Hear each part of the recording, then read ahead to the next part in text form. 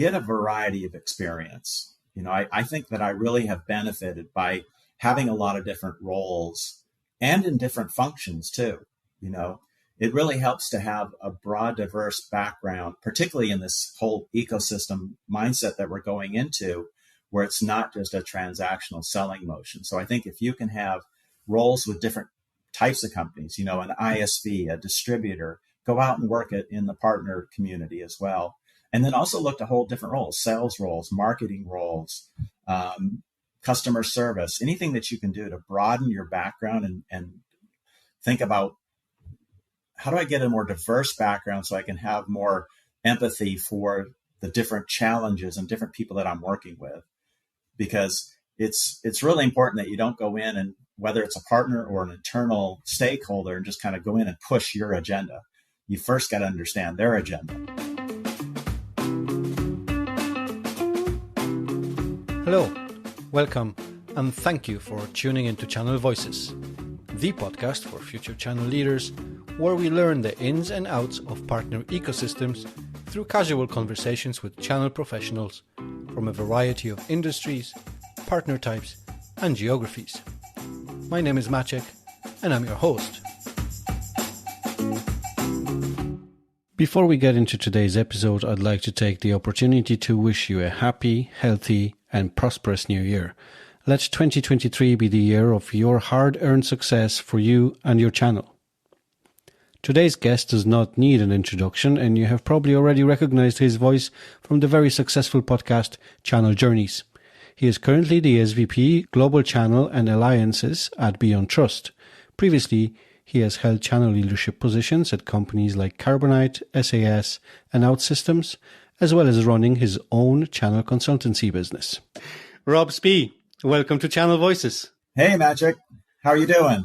I'm very good. How are you? I'm great. Great to join you on your show. Thanks a million.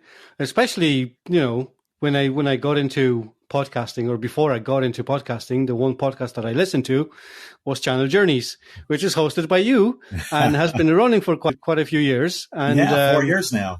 4 years. Look at that. Congratulations on reaching your fantastic milestones of going over 100 episodes as of right now. Yeah, thank you. And congratulations to you for launching the podcast. That's the hardest part, is just launching it. That's exactly it. Yes.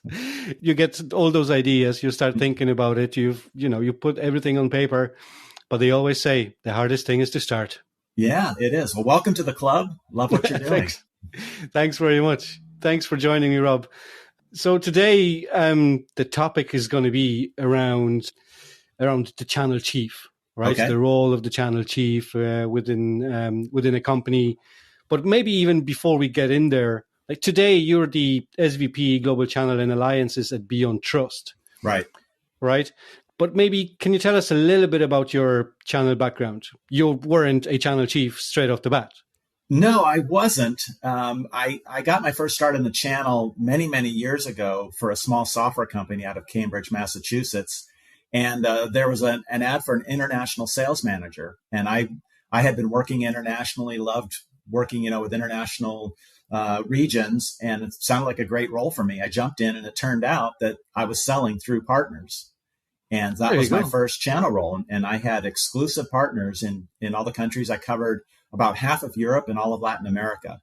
And it was my first foray into that. And I just fell in love. I was enamored by that role, enamored with working with partners. It kind of struck an entrepreneurial chord with me of being able to help these many small businessmen, who had founded and built these channel companies. And I just really enjoyed doing that and helping them build their business and helping them be successful. And from there, I held a wide variety of different channel roles, working as that kind of channel manager, working in distribution. I was in distribution for a number of years with Arrow. I went out and became a partner myself and started up my own reseller business with some partners as a Splunk partner in the early days of Splunk. And then came back I actually did a little channel consulting for a while too, and then fell into this role. So I've had a lot of different roles that have led up to this channel chief role, which I really love. It's a great, great position. I feel really fortunate to be able to do this at BeyondTrust. Excellent. Thank you for that. Were you ever thinking of getting out of the channel anywhere throughout that journey, or you were like, no, this is it? I never did, Magic. That's a good question. I never did think of getting out. I really enjoyed, I get bored easily. And so I love the diversity of the role. You just do so many different things. And I've really enjoyed doing the role from different perspectives, jumping out into the channel, jumping into distribution, and really getting a better appreciation of the challenges of the different components of the channels and that alliances world, which I think is really helpful.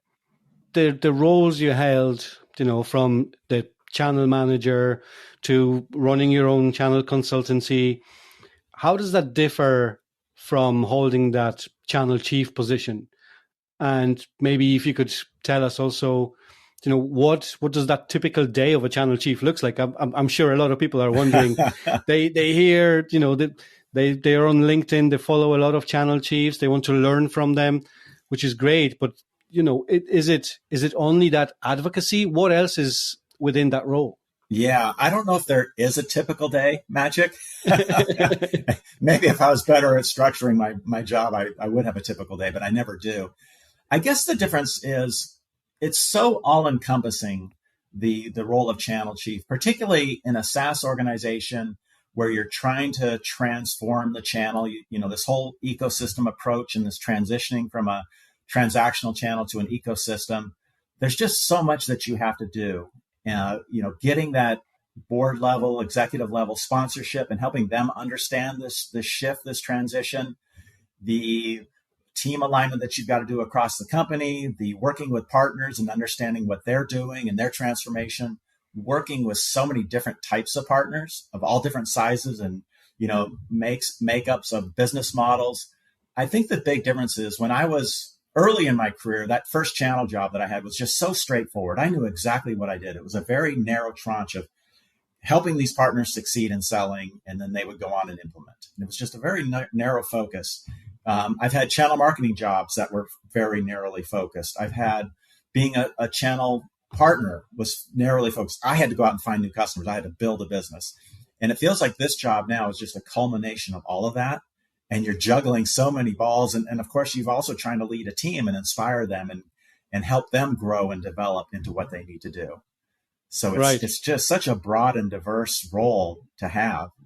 So there isn't a typical day. Every day is different. There's something else on the agenda every single day. And you're trying to put it and piece it all together, right? There is. And I think the challenge that I have is there's so much internal work that you do putting this together.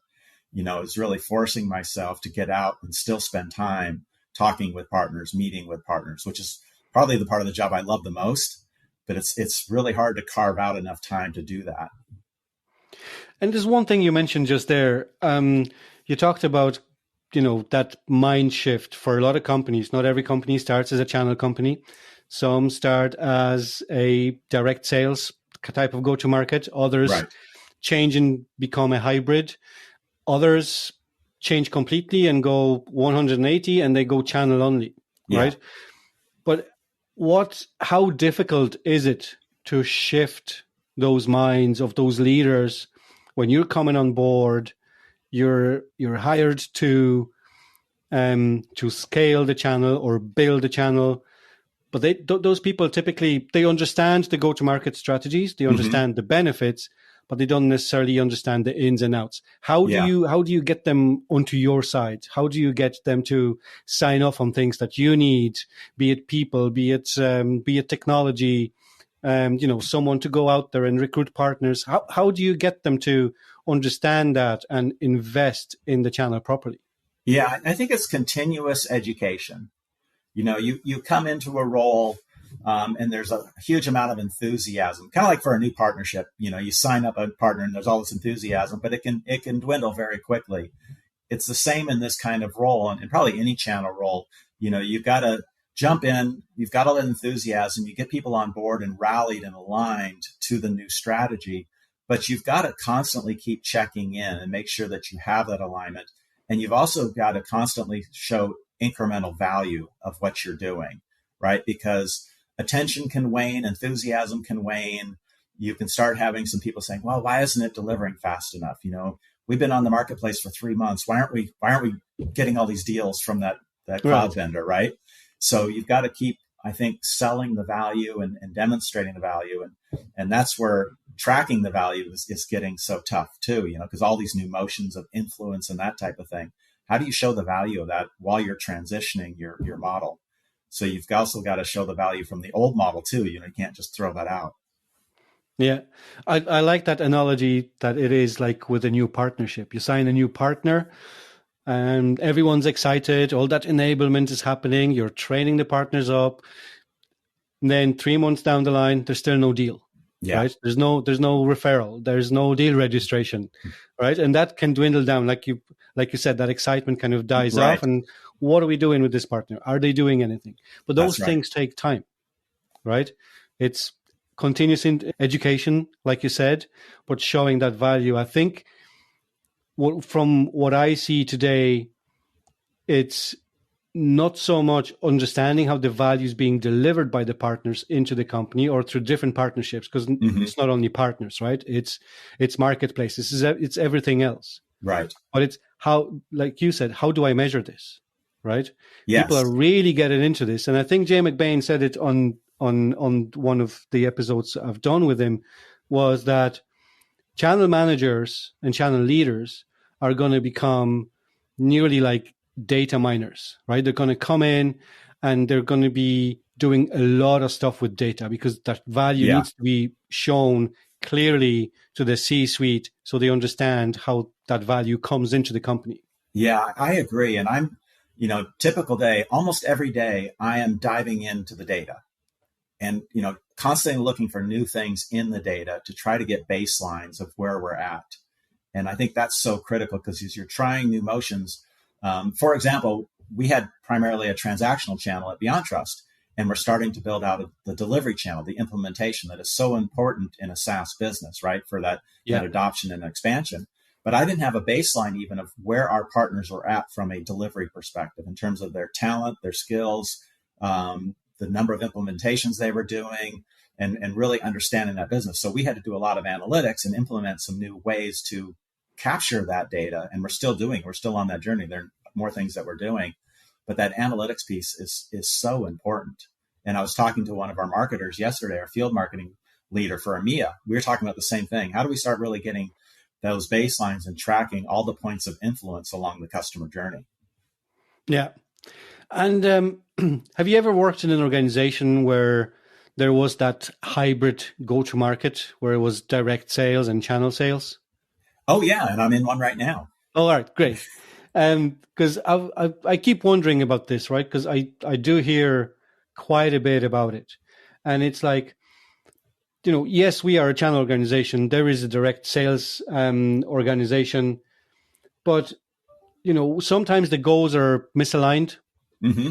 Even the direct sales guys somewhat need to play into the channel and vice versa. If there is a potential customer that, let's say, we can't service that customer directly, we need partner support, etc. Yeah. Sometimes, you know how it is with salespeople, right? And I'm a salesperson myself, right? If I give it to the partner, I might lose some margin for me. Right? If I give it to the channel, maybe channel takes the whole deal and I don't get anything.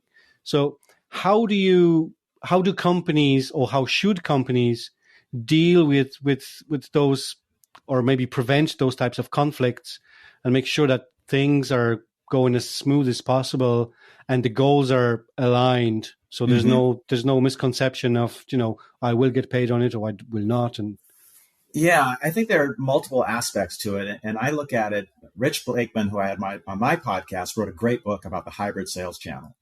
And it's hybrid selling, where you have both direct sellers and partners, and you're looking at like a hybrid car. And sometimes the gas, the petrol engine is kicking in, and sometimes it's the electric engine kicking in. And you're using different skills and resources for different reasons. So I kind of look at these blended models the same way. And so when I'm working with the sales teams, we're trying to understand what is the role of the partner in this engagement, and it doesn't have to be just for the transaction. That's what I'm trying to get across with our sellers is, okay, there may be a reason why you want to engage that partner to help you sell, go in there and do demos, leverage their relationships, all of the traditional things. You may be bringing the partner in more because they're going to do the implementation work, right? And bring them in early to be part of those conversations. So trying to move away from that thinking of you have to always sell with that partner or give that deal to that partner. I think that's still important in developing a channel, but there's so many other ways that partners can help influence and drive the business before and after the transaction. So that's the concept that I'm really trying to push. I think it is tough still at times. You know, you get frustrated because you don't feel like some of the reps, it's not all. You always have some reps that are 100% in on the channel. They do everything with partners, and there are other reps that hold it closer to the vest, right? And they don't want to work. So I try to get them on board by leveraging the other value that partners can provide and help them see that and start developing those relationships. And then sometimes over time, they start working more in the early stages of selling with those partners. And then those partners start, bringing back business in kind to them. Fantastic. And thank you for referencing the book, and your guest will linked in the show notes below, so people can go and listen to that as well. That explains a little bit more about that hybrid model. Thank you very much. You're welcome. In position like yours, where you're so high up, you've got so much to do internally, right? Speaking to the C-suite, trying to show that value that the channel delivers, that your team delivers, manage that team. Do you still have time to meet and speak with partners? Yes. And like I said, I've got to make a real effort. I've got to carve out time in my calendar, because our calendars gets packed so quickly. And I like the concept of big rocks. Put the big rocks on your Outlook calendar, whatever you're using, right? So that you make sure that those are carved out, because everything, all the other sand that's going to fill in the cracks, is going to come pouring at you. But make sure the most important items are blocked out on your calendar. So I block out time for that partner engagement and try to make an effort to make sure that I've got calls lined up. Like, for example, with our partner advisory board, having regular, at least quarterly touch points with all of those partners. And then getting out in the field and meeting partners face to face. Now that we can travel again, we're getting out face to face and seeing partners, and they appreciate it. And I appreciate it, because you hear things face to face that you're just not going to hear on that phone call. So yeah, I do find time. I wish I had more for it. And it's so critical. And we're really pushing all of the folks on our team to get out there face to face with the partners, because we were in our cocoons for a while. Now we got to get back out there with them. Yeah, we sure were with the COVID and everything else. Yes. But it was definitely tough times. And then we started doing all those webinars, right? Very regularly, try to get the audiences like this way. And then we had the webinar fatigue that kicked in, and there was no communication. Yeah, exactly. Yeah, it's really refreshing to get it back out again. And we're going to be, we have our big company kickoff coming out. We're bringing our entire company in because we want to just get everyone back together. So we've got about 1,400 employees, and we're all going to meet for a kickoff in January. And then in May, we do our big partner and customer event. So that's a big chance to get everyone face to face. We also just started, and I know a lot of companies do this, partner surveys. So we're trying to do more surveying for that baseline information. And we're going to be getting like a net promoter score from our partners to see how we're doing. And obviously, what can we do then to start improving that? Fantastic. Good to hear. And I think that is definitely a trend that started quite recently, because companies were slightly disjointed from their partners, and they want to hear now, are we doing the right things? Yeah. Would you have recommended us, to another partner company to work with us? Definitely is of high value. So again, do you get involved in things like designing the channel programs and trying to understand what partners need and see what else can you deliver for them? Because when I think, and I go back to the to my start within working with or through channel, and my first question was like, okay, how do those partners make me money, right?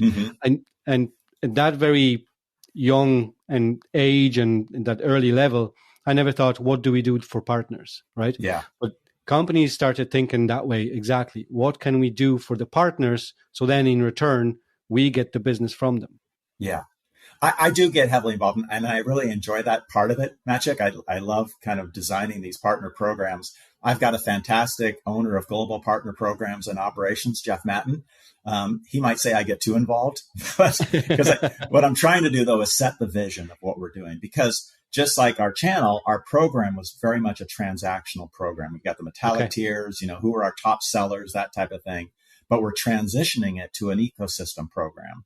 And we took the first steps of building in all the different motions into our partner agreement and into the partner program. And we're still evolving that. We're going to be several iterative steps. So in January, we're going to launch the next iteration of that program and what it looks like to help partners get even more enabled. And it's really enablement focused and engagement focused.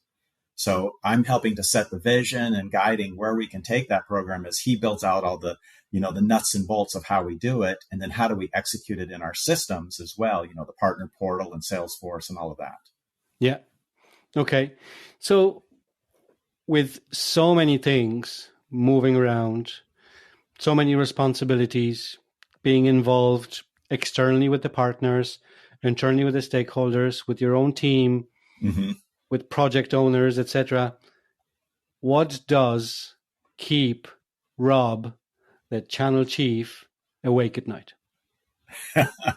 I think it varies. It kind of depends what's going on.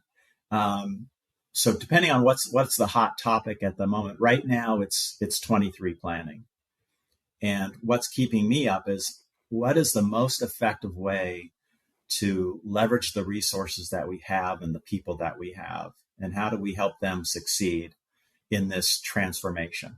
Because it is challenging, and we're thinking a lot about comp plans and how do we make comp plans align, and not just the comp plans for the channel folks, for the alliance folks, but also for our sellers.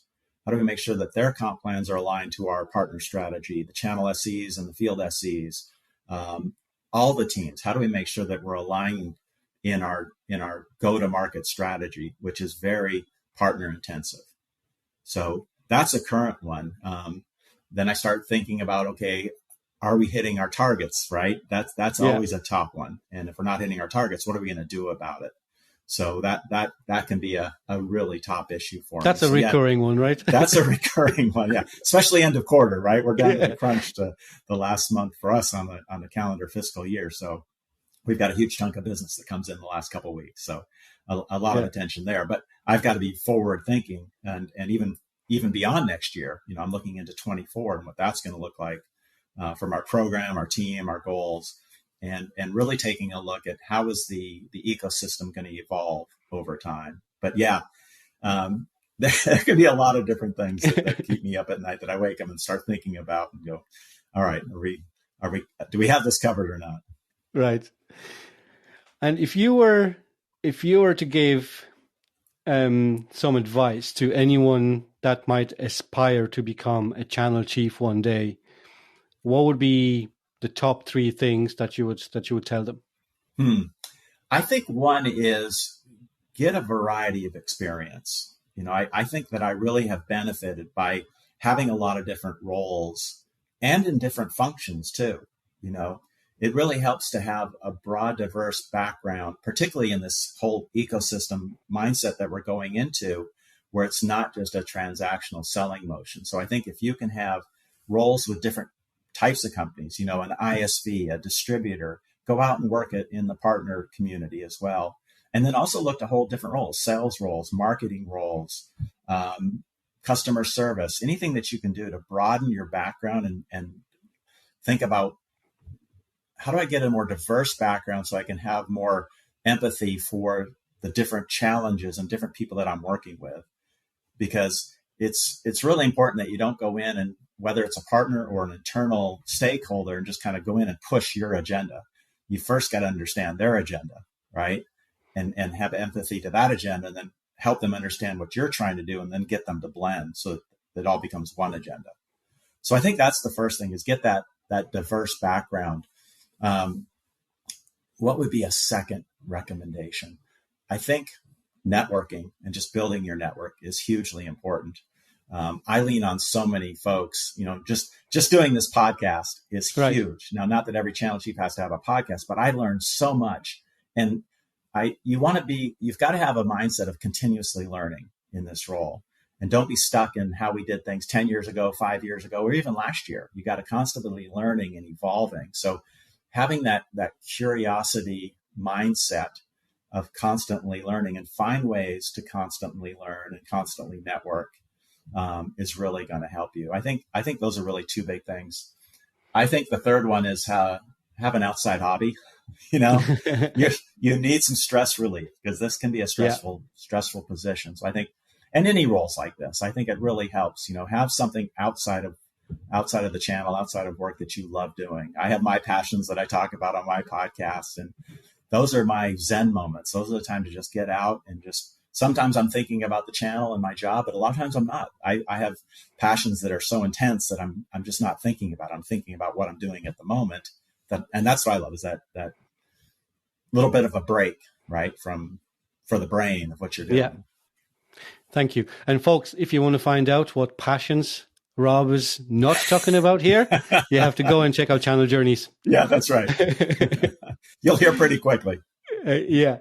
The question I ask of every single guest on the show, what's the one thing you wish you knew before you started your career in channel, Rob? I guess the one thing that I wish I knew was how to be an effective leader. And I learned the hard way of being kind of a selfish leader and just promoting myself. And it was a very painful lesson. And I've really transitioned to much more of what I call the servant leadership model, right? And it's so important, it's all about, how do I help others succeed?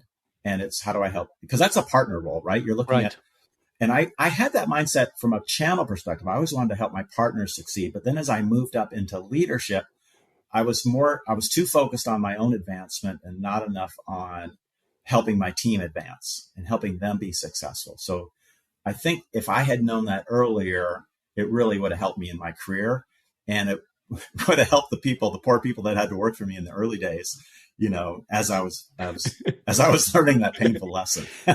Right. Very good. That's very honest. Thank you. Thank you for sharing that with us. Would there be any parting words from Rob, the channel chief, before we close out? Well, I hope a lot of people aspire, whatever role they're in, to become a channel chief. And there are a lot of people getting into the channel from different roles outside the channel, stepping in at various roles, even leadership roles. And I just encourage everyone to go out and talk to channel chiefs. And I'm really glad that we had this interview, just to kind of share what the role is all about. And there's a lot more to it, obviously, than what we can cover in a half hour. But I would say, just start reaching out. I always welcome people reaching out to me, and reach out to other channel chiefs, and reach out to other people in all the different roles. Whatever role you're in, if you're a channel manager, a CAM, reach out to other channel positions and even positions outside the channel to network, to learn about what they do. That is so important. So that would be my final parting words, is just go out and talk to more people.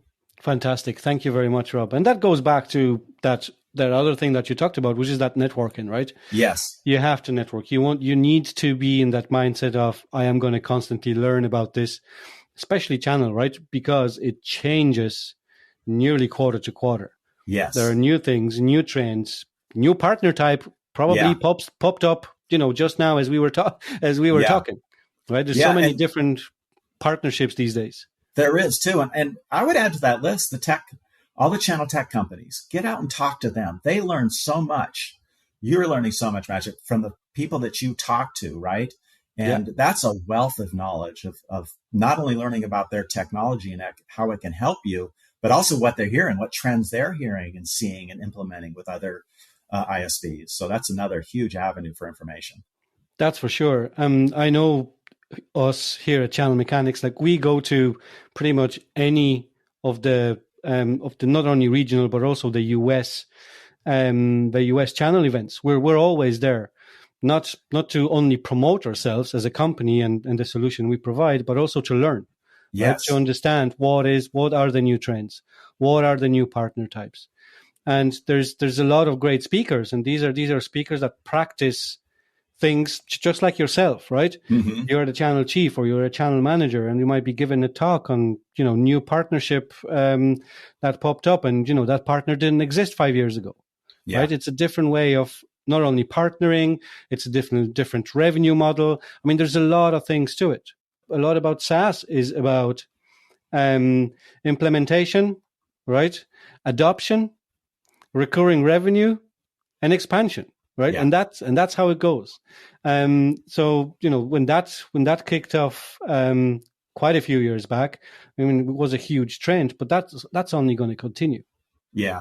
And kudos to Kenneth, Channel Mechanics, all the things you guys do to get out there, and you share the knowledge too. You're sharing it through the podcast, you share it through webinars. That is so helpful to the channel. So thank you. Thank you very much, Rob. Excellent. Thank you once again so very much for coming onto the show.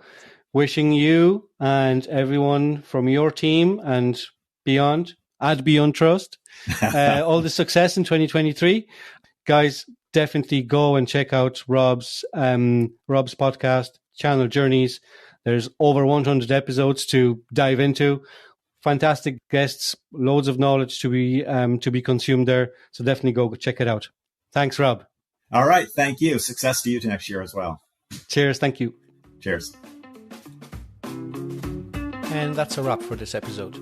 I do hope you found it valuable, and if you did, please make sure to subscribe and leave a review. You can also follow Channel Voices Podcast on LinkedIn, Twitter and Facebook, or just visit channelvoices.com where you can send me a message or leave a voicemail. All of the links are listed in the show notes, and once again, I appreciate you tuning in today. Until next time.